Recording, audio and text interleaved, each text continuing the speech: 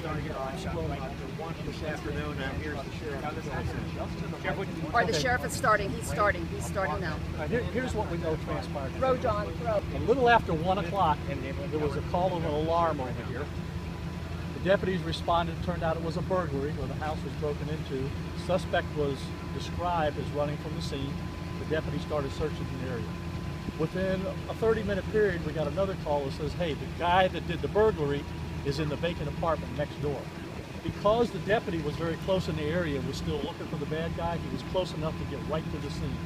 As soon as he entered the vacant apartment, the suspect that was in there assaulted the deputy. A fight ensued. The guy was able to get the taser to start with out of the deputy's holster. They fought over that for a minute. The deputy now is starting to get exhausted. This guy is starting to get the best of him. He was able to get his firearm out. As soon as that happens, the bad guy grabs the deputy's firearm. They're fighting over that. At one point in time, the guy actually got the deputy's firearm within an inch of his head.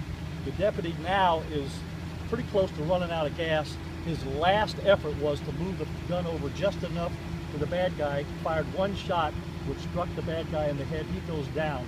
They were in close enough proximity to the flash from the firearm and the gunpowder actually temporarily blinded the deputy. That's why he had to go to the hospital. He's got some eye damage. Now, this is the suspect. His name is right here. Get ready for the mud. Tanaris Williams. He has been arrested 30 times. He is a dangerous, violent felon. He's been arrested for burglary, robbery, aggravated assault on and battery on law enforcement officers, sexual battery. This guy is a very dangerous individual. The deputy's lucky to be alive. He was in a fight for his life. Fortunately for him, his last effort was to turn that firearm away from his own head and was able to get a shot off. Otherwise, you'd have a dead deputy over here right now. So that's where we stand right now. In a few minutes, we'll be able to give you a synopsis of what all of his arrests were and the time periods. We're going to have a photo available for this. But again, this is a very violent person that was apprehended after he committed a burglary right next door to the vacant apartment that he subsequently got back into and was trying to conceal himself.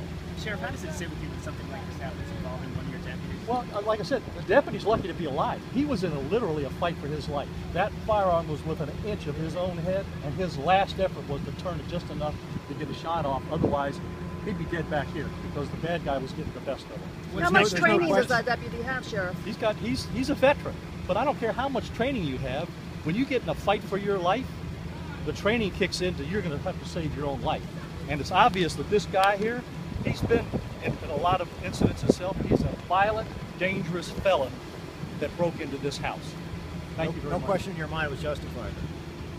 There's no doubt in my mind the deputy did what he had to do to save his life. And he's Sheriff's in this wrapping up in neighborhood just a trying to second. protect the property and the people that live here.